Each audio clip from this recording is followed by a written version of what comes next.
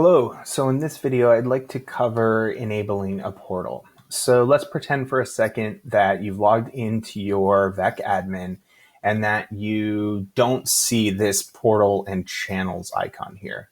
So if we wanted to get this to show up, we'd first need to enable our portal. So what we do is we go up here to VEC settings, and then it defaults us to general settings here.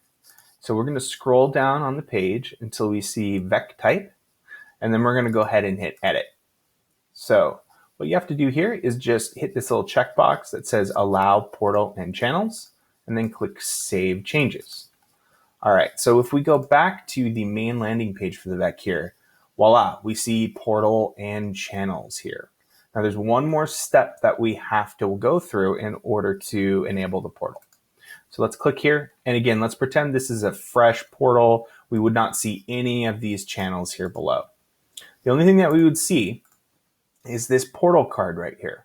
And it's important to note that this status would read disabled instead of enabled. So if we want to change it from disabled to enabled, all we have to do is hover over the portal card and click the edit button. And then we check the publish portal box, and then the portal is done. That's it. That's all you have to do to enable the portal itself. Now, there are a couple of other settings on this page that I'd like to go over. So let me just go back here really quickly, and I am going to open up the customer-facing portal in a new tab. Okay, so like our introduction video, what we saw is our channels are horizontally laid out here on top. Now, one of the options that we have is to display channels on the right vertically. So let's go ahead and click that, and we will go back to the customer facing view, and we'll hit refresh.